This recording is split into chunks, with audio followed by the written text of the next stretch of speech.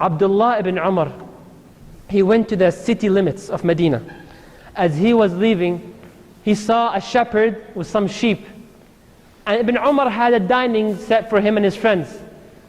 So Ibn Umar saw that shepherd in a very hot weather, moving the sheep. And Ibn Umar said, how about you join me and eat with me? How about you do that? He said, no, I'm fasting. Ibn Umar said, how could you fast when it's so hot? And this mountain, he said, to overcome what I have done when I was alone. For what I have done when I was alone, I need to do some good deeds to cover up. Ibn Umar could not handle this, and he wants to continue to test his iman. He said, how about you give me one of these sheep behind you? One of them. He said, no, it's not mine, it's from my boss, from my master. He said, okay, just give it to me, and then when your master says, how come we're missing one sheep? Just say that wolf ate the sheep. He said, Allahu Akbar, فَأَيْنَ اللَّهِ? He said, Allahu Akbar, then where is Allah? Then where is Allah? Can you please tell this to yourself? When you're about to do something, you tell yourself, then where is Allah Ahmad? Where is Allah Majed? Where is Allah Hanan? You tell yourself, where is Allah? Where is Allah? You tell this to yourself. Please, be just like that man. And Abdullah ibn Umar knew that that shepherd was a slave. Back then there's a slave. So you're a slave to a man, and then they can buy you off. For the ones that I'm talking about. Ibn Umar went back to Medina and he sent some money to what? To free this man's neck. We say atq raqaba. Free the man's neck from being a slave, and now he's a free man. And then he said the word فَأَيْنَ اللَّهِ, and Allah freed his neck from slavery in this dunya, and hopefully Allah will free his neck from the hereafter, just because he believed in Allah's name, Raqeeb. One more, and I know that you know the following one. Umar ibn Khattab, may Allah be pleased with him. He was walking in the streets and he overheard a mother and a daughter discussing something. The mother told her daughter, how about you bring me some water to pour more into this milk? Because they used to sell milk. So the daughter told her mother, but Umar ibn Khattab put a law, is that we cannot add water into milk and sell it. We have to sell the milk the way it is. She said, Umar is not here. Umar does not see us. She said, Allah sees us. Allah sees us. Allah sees you. Wallahi aib. Wallahi shame on me if I do any more sins in front of him. We try our best. We put jihad. We battle with our desires. We fight and fight. We might lose sometimes. We might lose. I'll not disagree with this. We might lose. But it's not forever, inshallah. Not forever. You fight. She said, Ayn Allah. Umar ibn Khattab, do we have a sister like that? Do we have a sister like that amongst us right now? We do, bi'idhnillah subhanahu wa ta'ala, we do. And then Umar ibn Khattab put a mark on her house. He put a mark. He went back to his house. And brothers, look who you want to get married to. This is a marriage lesson. He went to his house and he told his children, listen up. There is this girl. I heard her doing such and such, and not a normal girl does that. Not a normal girl believes in Allah al-Raqeeb. She's amazing, mashallah. She's not a prophet. Don't say she's a prophet. She's a little girl. Umar ibn Khattab said, one of you marry this girl. Did he see her? No. Maybe she's not gorgeous. Yeah. She has the iman. She has the deen. The Prophet said, people get married to women for their money, for their deen, for their looks, and for their status. You grab into the deen. You look for the deen. Umar did not see her. He said, who would marry her? Then they are thinking, Umar said, listen up, this is now kind of a little funny. Yani. If you guys decide not to marry her, I will go and marry her. I will go. And wallahi, he's a man. He said, I will go marry because this is a one of a kind. Then Asim said, his son, I will marry her, Allah subhanahu wa ta'ala. I will marry Umar Khattab. I will marry him, father. Then he went and he proposed. And for the ones that know a little history, Asim got married to this girl. They got a girl by the name of Layla. Layla married Abdul Aziz. They got a boy called Umar. Umar ibn Abdul Aziz. The historians say he is perhaps the 5th best person. He is considered to be the 5th caliph when there's no 5th caliph. But for how amazing he is, one word from a girl that lived with Allah's name Ar-Raqeeb, allowed her to reach this status, and her grandchildren, the effect is non-stop. Non-stop, it keeps going. These are examples of people that lived with Allah Ar-Raqeeb. Let me tell you a virtue of living with Allah's name Ar-Raqeeb, and a consequence if you refuse to. The people that went to the cave, the three kind of people. Some of you know very roughly, vague the story, but I'll mention a little in detail. 3 people went into the cave. And that cave, what happened is a mountain fell and it blocked them. And they can no longer leave. So they argued, how can we leave the cave? They said, this is what you do. Think of the best good deed you've done, that you've done sincerely with Allah, and you were aware that Allah is Ar-Raqeeb. And right before coming here, a brother told me, Majed, when you give the halaqah, don't forget something. I'm like, what? He said, you know Allah watches you externally and internally, right? I'm like, yeah. He's like, Ar-Raqeeb watches your intention. That was like a slap in my face. Because what you guys see, an emotional person raising his voice, saying Allah and defending Allah, and shame on you. But you have any idea about my 80%? Only Ar-Raqeeb knows. And only Allah knows your intention and why you came here. Allah knows, Ar-Raqeeb.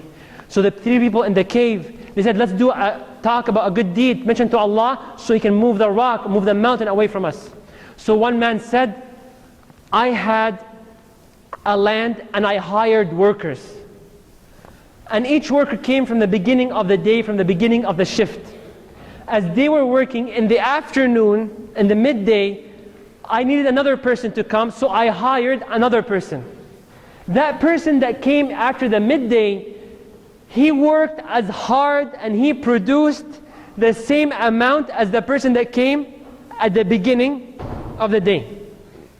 So he said, I paid each worker, the ones that came at the beginning of the day. But I looked at the person that came midday, and he produced the same amount as the other people. And I kind of felt bad giving him half the wage. So what I did is I gave the man full wage. The other people that took full wage because they worked from the beginning to the end, one of them was so angry. He said, how could you do that? He came half day, we worked full day, we get both paid the same. He said he worked and he produced exactly what you've done in 8 hours, he did in 4 hours. He said, no, it doesn't matter. He said, this is not right. He said, you know what? It's my money. And I do whatever I want with my money. He said, okay, you know what? Here you go. And he threw the money in his face. He threw the money in the guy's face. And he said, I don't want your money. And the guy left. So this man, the owner of the land, he took the money. And then he said, I put it, masha'Allah, in my house. Whatever Allah willed, I put it in my house. Then time passes that with this money, after some time, I used it and I end up buying some cows.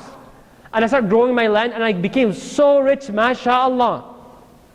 And then after many years afterwards, an old man walks. And he says, you remember me? He said, no. He said, I worked in your land so many years ago. And I threw the money in your face. This is my right I have upon you. Give me my money back. He's trying to remember, how many years ago was that? He remembered, he's like, oh, you. Okay, this man lived with Allah Ar-Raqeeb. What did he do? He said, you see all this money, all this land, all these cows are yours. He said, are you making fun of me? And I said, no, this is your money. I've used it and this is what I produced. This is yours. If every doctor lived with Ar-Raqeeb and he would check the body parts of a sister because she's sick and he refused to go over other paths which is not needed. For every cab driver that drove properly and did not need to take other routes because he lives with Allah's name Ar-Raqeeb and he went straight and direct to the destination. For every student that did their exams just last week, for the university students, for the ISUs that you have, you did it with Allah Ar-Raqeeb, it cannot plagiarize. For these ones, learn from them. So they said the rock, what happened? It moved a little bit. And the whole story, Allah lives, the people live with Allah's name, Ar-Raqeeb. Many people forgot this point. The other person says, I lived during a time where the people were going through very rough times. There's no money, hunger and thirst going on. So what happened is a girl came to me and she said, sir, can you please help me out? I know you have some money. He said, I'll give you some money if you make me borrow your body. If you make me do whatever sexual act I want with you. She said, no, and she left. It was so hard that she went back again to him and told him, Billahi alayk, I ask you by Allah, give me some money, please. He said, I'll give you some money, no problem. Just let me, do some sexual acts with you. She said, no, no, and she went home. It was so desperate moments, so desperate that she told her husband what happened, and her husband told her, let him do what he wants. That's how desperate it was. Say alhamdulillah for how you live. Say alhamdulillah from the bottom of your heart. It was so desperate to an extent that the husband told her, let him do whatever he wants as long as you bring the money. She went.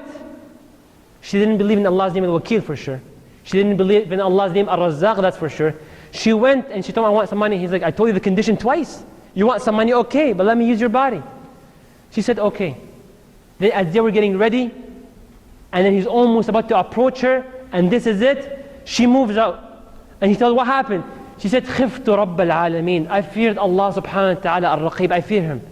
Then he said, you feared Allah during the time of hardship. Why shouldn't I fear Allah during the time of ease? So he moved away and he said, oh Allah, if you accept the fact that I believed in you as a Raqeeb and no one was watching and this girl was right in front of me and I moved away only for your sake, if you accepted this act, then please move the rock. And the rock moved. They lived with Allah al-Raqeeb. The third and last story of the rock, a man came and he said, I'm used to always milking the cow and passing it on to my parents. But one time it was raining so hard that I didn't go to my parents because it was raining so hard. So I had to milk the goat or whatever. And then he said I had to wait. And as I approached my house, my parents were asleep. So I was worried about my goats, my animals, and my parents.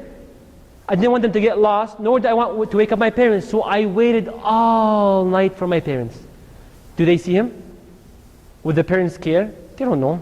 Would the goats care? They don't know what's going on. But this man lived with Allah al-Raqeeb. And he said, oh Allah, when they woke up, I gave them the milk.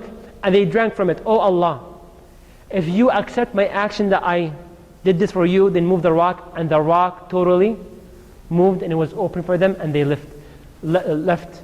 This is one of the virtues, just one of many, because it's for the time, many of the virtues of al-Raqeeb. Now I ask you, brothers and sisters, really quick. Just for what happened, it's up to you guys decide. Do you mind if you go 5 more minutes? If you decide, because I said I'll stop at 7, for you know how the kids happen. Do you guys mind 5 more minutes? If you got one person minds, just tell me. So you guys can all stay 5 more minutes. Any parents waiting outside? Any parents waiting outside? Is your father or mother waiting outside? Raise your hand. So I'm assuming your parents are not outside. Okay, bismillah. Now the consequences of you not believing in Allah al-Raqeeb, I'll mention only one hadith. Rasulullah sallallahu alayhi wa sallam said that some people will go in the day of judgment having so many good deeds as the mountain of Tihama. I used to say Tuhama, it's a mistake. It's Jibal Tihama. Tihama is a mountain that has a white cap. Why white cap? Because it gets so cold up there for how high the mountain is, so it snows. So that's how high and how many good deeds they have. And brothers and sisters, relate this to yourself. This good deeds, and I hope not the other half. I hope not the other half, just this one. You have good deeds that many? You come to halaqas and you pray Fajr and you woke up for Fajr today and you prayed and you respected your parents all day long? Excellent. Good deeds as big as Tihama. They will come on the day of judgment and this mountain turns into dust. Haba'an manthura. The Sahaba almost had a heart attack. The Sahaba, the best people ever walked on earth, they were worried. They said, Ya Rasulullah, Jilhum lana, explain, who are these kind of people? So why? And that's your attitude. That's how your attitude should be. You're like, brother, tell us who are these people so we don't be like them. He said, there are people just like you, just like the Sahaba in terms of worship. They wake up at the middle of the night and they pray. Look at the level. How far are you? But the thing is, whenever they're alone, whenever they're in a place where no one knows them, bro, they cross the limits. They cross the limits. They do every kind of wrong thing you can think about, and therefore that's why Allah vanishes their good deeds. So if you refuse to live with Allah's al-Raqeeb, it gets really dangerous. May Allah protect us. And let me tell you this really quick. Okay. There's one brother, no mention of names. He was in an elevator, and there's a lot of people in the elevator, and many have left as you go over the floors. And this was a very luxurious company, like a building, not company, building. And you know how some buildings have companies in some floors? So what happened is the elevator, the brother was standing, and there was a beautiful girl beside him. And then he was looking downwards, trying to lower his gaze. And everybody left, and all who was left is him and the girl. What happened is that before I continue the story, someone was asking, where's such and such brother? They said, oh, this brother became a millionaire. Like what? He became a millionaire. What happened to him? So they went about this elevator story, and then they said, so he told us that he was with her alone. Were they alone? No. Raqeeb was there. So they were alone in terms of in the elevator. And then the elevator stopped all of a sudden. It got jammed. So the brother moved away and he didn't look. The girl says, from her perspective, I thought I'm going to get raped. No cameras, I can't see any cameras. No one is watching us. There's absolutely no one. The elevator is jammed. What's stopping him? What's stopping him from touching me just like this? A tap. And I cannot prove it to the people. Can she prove it to the people? She can't. How about touching and kissing? She can't prove it. And she said, that man, that brother, he's a Muslim. She was not Muslim. He moved away. After they left, she said, I have a question. We were alone, and you looked away from me. You didn't just look and didn't do anything. You looked away from me, and there was no one watching us. Why is that? He told her, I believe in Allah's name, Ar-Raqeeb. He's a Muslim. I'm a Muslim. I believe in Allah's name, Ar-Raqeeb. And he told her, I cannot handle a piece of the hellfire. I cannot handle it. She was so surprised that she even questioned his manhood. She told him, are you gay? To that extent. Like, how could you? Ar-Raqeeb. He told her, no, I can't. He said, my religion tells me that's how I should behave. Because Allah is Ar-Raqeeb. I love Him. And I don't want to disrespect Him. She told him, I want a husband just like you. I would love to marry you. She proposed to him. He said, but the thing for you to get married, you have to be a Muslim. She said, I will follow a religion that will make people like that. So then, what happened? How he became a millionaire? This girl was so rich. She owned one company, one of these floors. She's a multi-millionaire. She married him, and that's why the sheikh asked, where was the brother? He's a really rich man. He will not hang out with us anymore. Because he's in a different country. That's how rich he became. When you live with Allah's name Ar-Raqeeb, you'll become rich externally, inshallah, and inwardly. So live with Allah's name Ar-Raqeeb. And one of the things I would like to give you a tip, this is worth $1,000 by itself. Whenever you do a sin, you're about to do a sin, there are three things. You take one of them, it will not work out. Number one, location. So take the example of pornography. You want to watch, khalas, that's it, you're desperate, you want to do something. What you need a location, you need the thought, and you need the tools. You take anyone out, it will not work out. So if you are not thinking about it and you have the computer and there's no one at home, will you watch? No, because I'm not thinking about it. You took one off. If you have the thought and your parents are around you and you have the laptop, you don't have the environment, but you have the tool and you have the thought. But your parents are right here, they're going to report, unless you're kuku, unless you lost your conscience. Because some people, when I say the example, ittaqillah, don't watch Drake's and Nicki Minaj's clip together. They put a movie clip together, whatever, Drake, whatever his name is. And don't watch it, it's haram.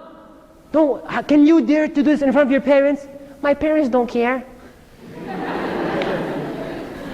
My parents don't care. So for these people that lost their consciousness, at least if you lost one of the 4 methods, don't forget that Allah is watching you. I ask you by Allah to remember this. Jazakum Allah khair. Subhanakallah bihamdik. Ashhadu an la ilaha illa ant astaghfiruka wa atubu ilayk.